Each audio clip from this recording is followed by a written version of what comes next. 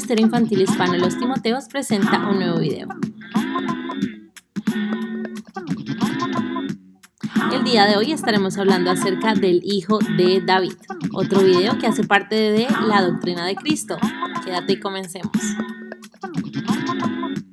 Qué bueno que nos estés acompañando una vez más. El día de hoy vamos a comenzar con un dato curioso y es este. El nombre de David aparece en más de 1000 ocasiones en la Biblia hebrea y como en 60 ocasiones adicionales en el Nuevo Testamento. Posiblemente David significa amado, que pone de relieve claramente las posibles reacciones de la gente y de Dios en torno a su persona. David era una persona fácil de amar. ¡Qué bonito! Bueno, empezamos con una pregunta. ¿Cómo podría ser Jesús el hijo de David si David vivió aproximadamente 1000 años antes que Jesús? ¿Cómo es esto posible? Y de esto es lo que vamos a hablar el día de hoy. Porque es cierto que muchas personas nos preguntamos esto y no hallamos una respuesta razonable a esta pregunta. Pero vamos a hablar acerca de este tema. Sabemos que tanto en el Antiguo como en el Nuevo Testamento, las referencias que hay al hijo de David se encuentran presentes en ambos, en el Antiguo y en el Nuevo. De hecho, David tuvo muchos hijos, ¿verdad? Conocemos a un David que peleó contra Goliat y que años después tuvo muchísimos hijos, pero solo uno de ellos le sucedió en el trono, o sea, siguió después de él en el trono. Eso lo vas a poder encontrar en Primera de Reyes 1, del 32 al 34. Pero cuando la Biblia habla del hijo de David, se refiere a alguien mucho más grande que Salomón. O sea, no estamos hablando de Salomón, sino que incluso hablamos acerca de otro ser humano completamente diferente que fue descendiente de David. Lo cierto es que el término hijo de David se convirtió en un término usado para designar al Mesías. ¿Quién es el Mesías? Jesucristo. Es por eso que también tuvo otros títulos tales como hijo de Dios, siervo del Señor y ungido. Es por esta razón que en el Nuevo Testamento se afirma una y otra vez que Cristo es el verdadero hijo de David. Hace referencia a Cristo. Entonces este es un título que designa a Cristo. Pero ¿cómo? ¿Cuándo? ¿Por qué? No entiendo. Vamos a leer el primer capítulo de Mateo, del 1 al 9. Para poder entender esta sección del hijo de David. Jesús era descendiente de David y de Abraham. Esta es la lista de todos sus familiares que vivieron antes de él. Desde Abraham hasta David fueron Abraham, Isaac, Jacob, Judá y sus hermanos. Fares y Zera, su madre fue Tamar, Esrón, Tamar, Aram, Aminadab, Naasón, Salomón, Boz y su madre fue Ram, Obed, su madre fue Ruth, Isaí, el rey David. Desde David hasta el tiempo en que los judíos fueron llevados como prisioneros a Babilonia, sus antepasados fueron David, Salomón, Roboam, Abías, Asa, Josafat, Joram, Uzías, Jotam, Acaz y Ezequías. Y Apocalipsis 22:16 que dice: yo he enviado a mi ángel para que les diga a las iglesias todas estas cosas. Yo soy el descendiente del rey de David. Yo soy la estrella que brilla al amanecer. ¿Quién es la estrella que brilla al amanecer? Es Jesucristo. Pero muchos de nosotros nos preguntamos, bueno, así se le llama a Jesús, así se le dice hijo de David, pero ¿esto qué? O sea, ¿cuál es la importancia de esto? En primer lugar, vamos a ver que hay 5 razones, ¿verdad? 5 razones por las que esto es muy importante. Y la primera es la siguiente, y espero que estés tomando nota. En primer lugar, esto quiere decir que Dios es fiel a sus promesas, porque Dios prometió que de la simiente de David, de la familia, de la dinastía de David, sería afirmada para siempre esta familia o este linaje delante de su rostro y su trono sería estable eternamente. Y esto lo dice Samuel, ¿verdad? Pero segunda de Samuel 7:16, pero ¿qué significa simiente? Y para poder entender qué es simiente, porque acabamos de leer de la simiente de David, ¿cierto? Que la simiente de David estaría perpetuamente allí. Pues entendamos que simiente. Simiente es un grano contenido en el interior del fruto de una planta que puesto en las condiciones adecuadas germina y da origen a una nueva planta de la misma especie. Esto es una simiente, es una semilla, ¿verdad? Entonces de la semilla, de la simiente de David, como vemos aquí, aquí hubo una semillita que originó el tomate. De esta semilla, de esta simiente de David, saldría el Mesías. ¿Por qué? Porque esa es la línea genealógica que nos lleva a ver el nacimiento de Jesucristo.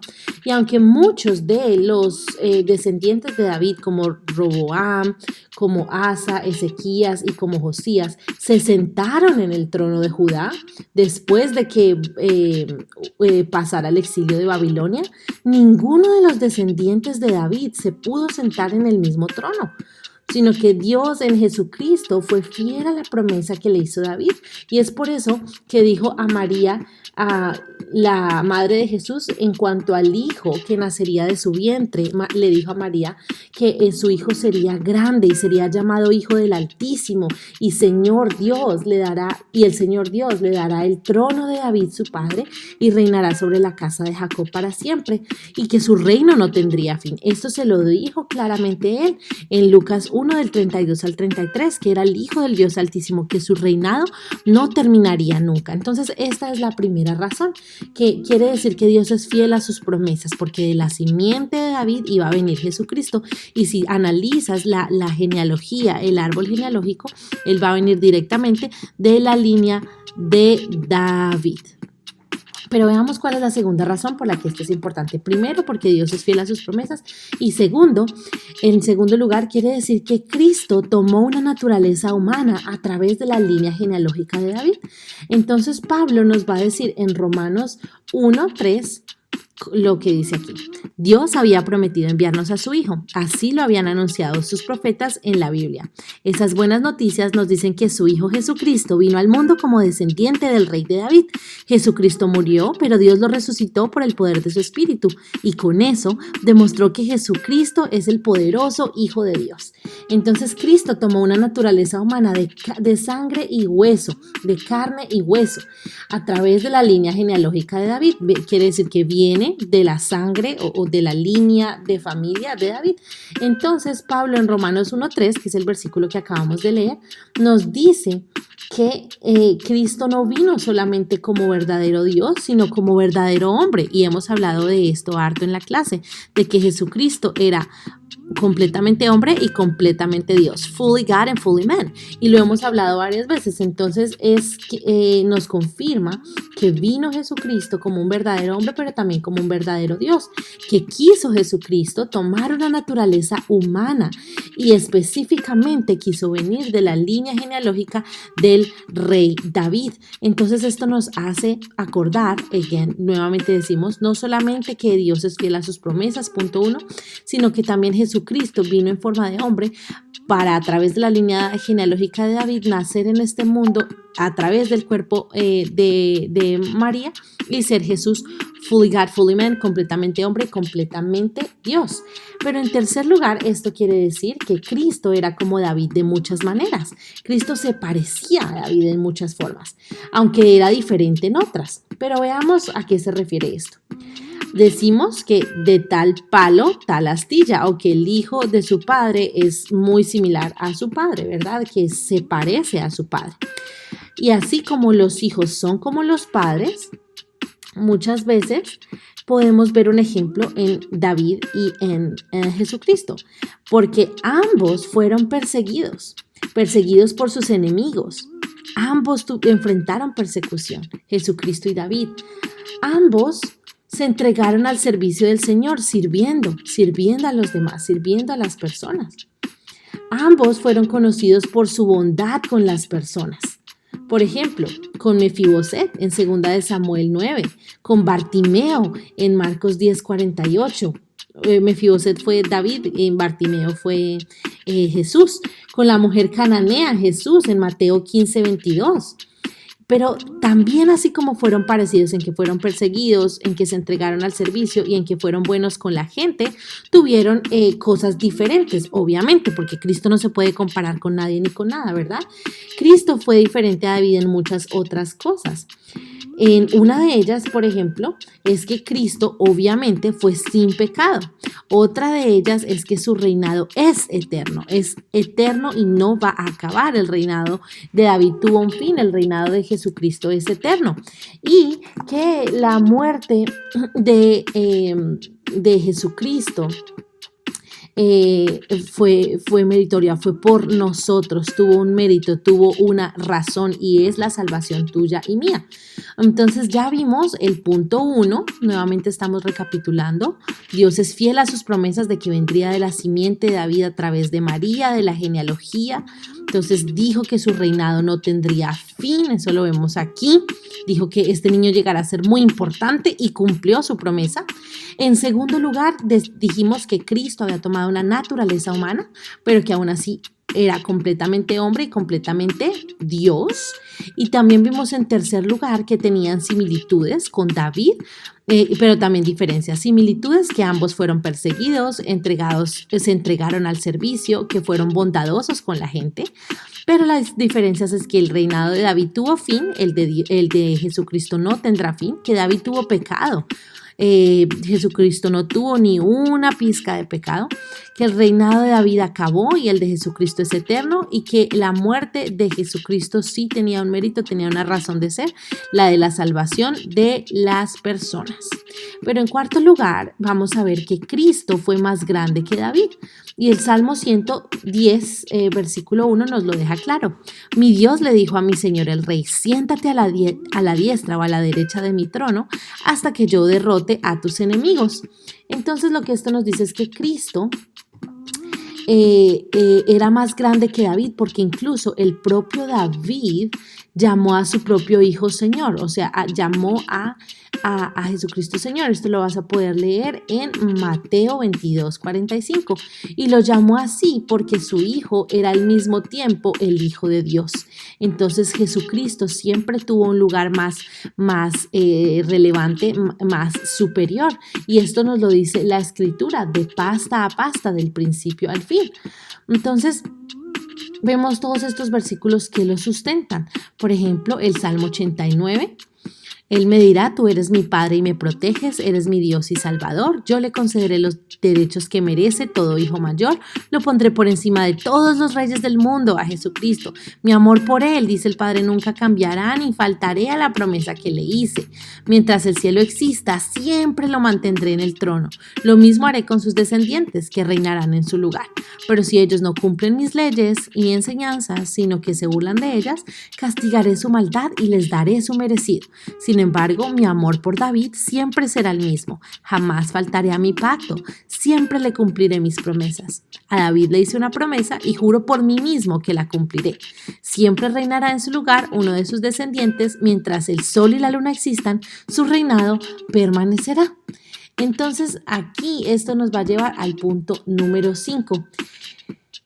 Que quiere decir que los hijos o los que han sido unidos a Cristo pueden ser llamados hijos de Dios. Hemos sido unidos a Cristo o con Cristo a través de su muerte. Y si Cristo no hubiera sido hijo de David, los pecadores, hijo en el sentido de que viene de esa línea genealógica, los pecadores no habrían podido ser salvos y mucho menos haber tenido el privilegio de llamar a Dios Padre, porque fue que Jesús nació a través de esa línea de familias de generación en generación que llegó ya a María y a José, y ahí fue que nació. Y si no hubiera nacido, no hubiéramos tenido el privilegio de llamar a Dios Padre, ni hubiéramos sido herederos de Dios con Cristo, como dice la Biblia.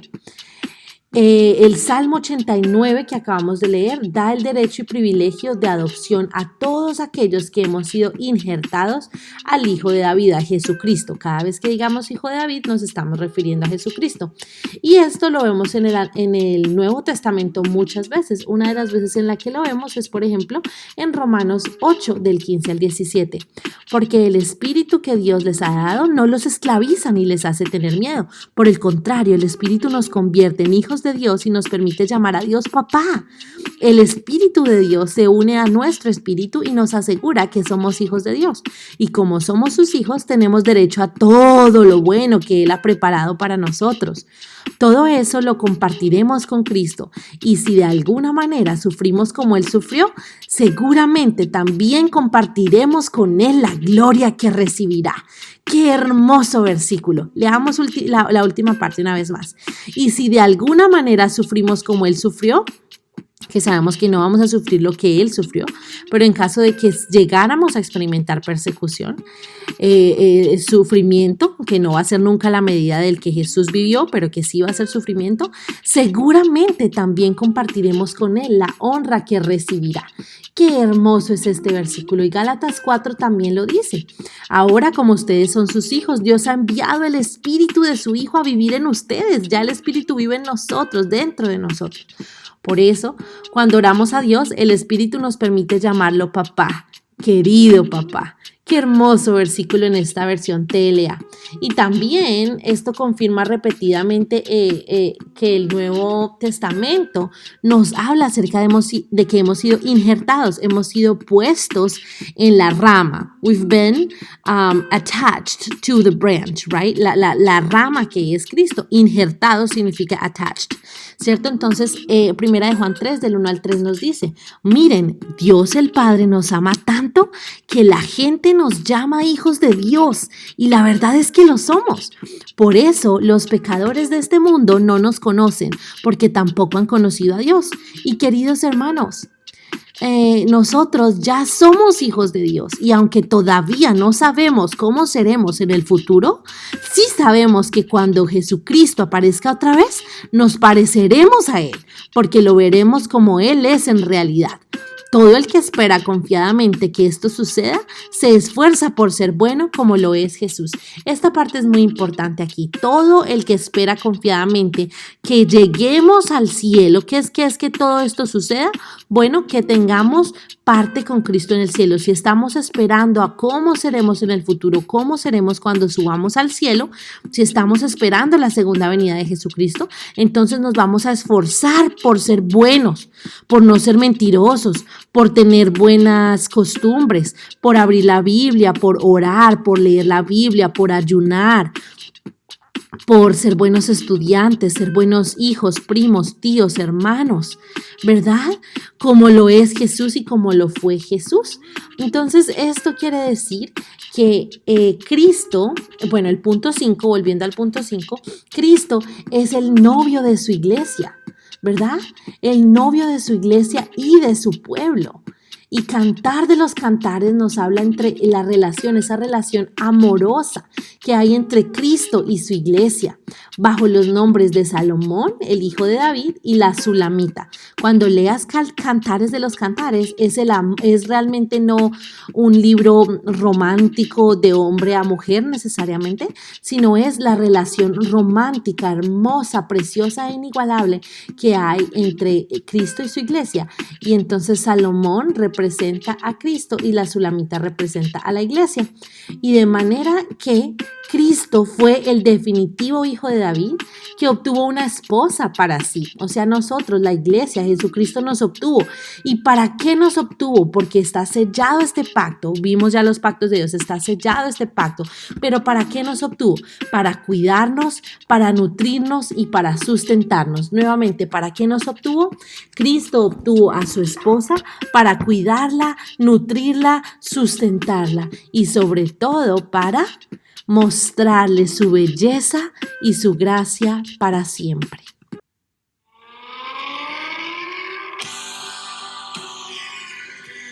Él vino a mostrarnos su gracia y su belleza para siempre. Vino a cuidarnos, a nutrirnos y a sustentarnos y a tomar para sí la novia que estaría con Él por siempre. Somos su esposa, la iglesia está por siempre comprometida con Él. Él en su pacto nos injertó, nos hizo parte de su familia, nos adoptó. Y es por eso que así como decía Gálatas, tenemos que esforzarnos con esperanza. Dice Gálatas, ahora como ustedes son sus hijos, Dios ha enviado el Espíritu de su Hijo a vivir en ustedes, a vivir en ti y en mí.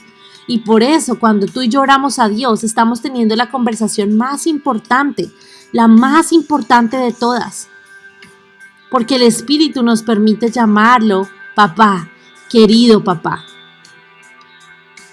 Y si nosotros entendemos lo hermoso que es ver la belleza y la gracia de Él para siempre, si vemos belleza en la cruz, si vemos belleza en las palabras que Él dijo de la Biblia, en su muerte y en su resurrección, vamos a poder entender y ver que Jesús fue más que un profeta, que Jesús es tu Salvador y es tu Señor si así lo aceptas y si vives de esta manera.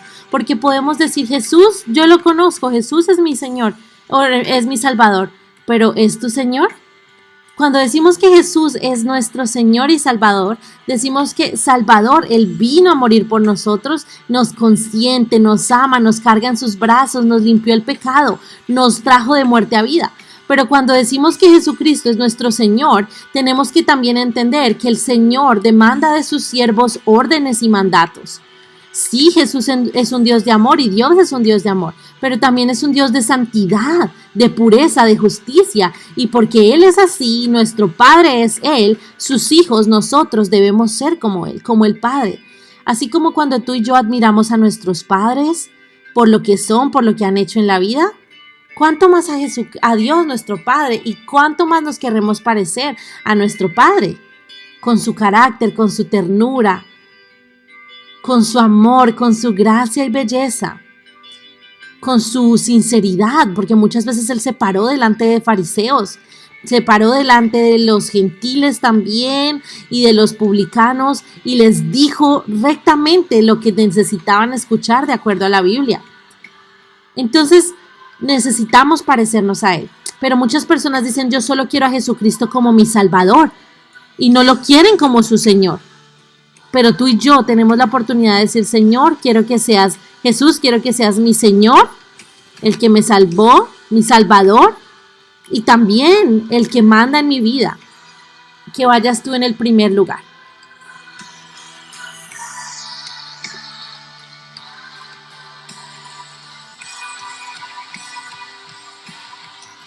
Como parte de nuestra sección Memoriza, vamos a memorizarnos juntos Gálatas 4:6.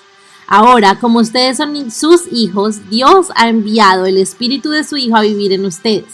Por eso, cuando oramos a Dios, el Espíritu nos permite llamarlo papá, querido papá. Como parte de nuestra sección Realiza, vas a hacer un resumen de un párrafo sobre el artículo de profundización ¿Cómo es Jesús llamado el Hijo de David? Si vas a Google y buscas este título justo así como está, The Compelling Truth, lo vas a encontrar en español y en inglés. Vas a realizar un resumen, puede ser en inglés o en español, acerca de este artículo. Y lo vas a encontrar con una simple búsqueda de Google. Gracias por estar aquí, gracias por aprender de la belleza y la gracia de Jesucristo a través de su amor. Y que el Padre nos dio al Hijo de David, Jesucristo, para hallar en él salvación.